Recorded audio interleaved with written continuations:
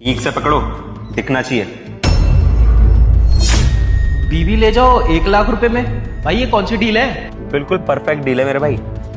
पति राहुल को नई पत्नी कंचन मिली और वह खुशी खुशी घर आ गया। कुछ दिन बाद पति राहुल परेशान होकर बोला, कंचन मेरे क्रेडिट कार्ड की लिमिट खत्म हो गई है, वॉलेट से भी पैसे गायब है।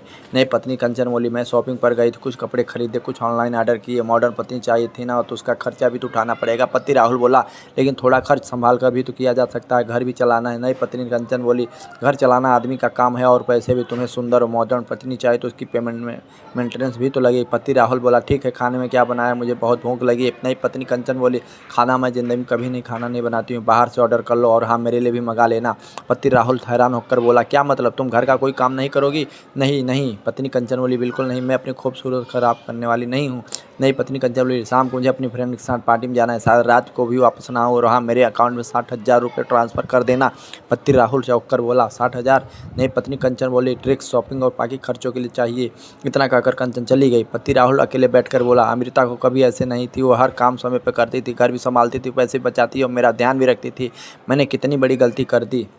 लेकिन अब जो सच सामने वाला है उसे सुनकर उसके होठ उड़ गए। उससे पहले वीडियो को लाइक करके चैनल को सब्सक्राइब जरूर करते हैं, क्योंकि आगे सच्चाई सब कुछ बदलने वाली है। पति राहुल ने कंचन से अमृता का पता लिया, उसे वापस लाने के लिए निकल पड़ा।